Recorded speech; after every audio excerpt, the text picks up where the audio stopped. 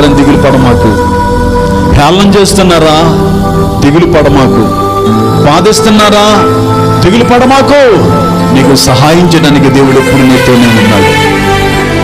దేవుని సహాయం నీకు రావాలంటే, నీ దుఃఖము సంతోషముగా మార్చబడాలంటే, నీకున్న వేదన తొలగిపోవాలంటే నువ్వు దేవునికి మొర్రపెట్టి ప్రార్థన చేయి.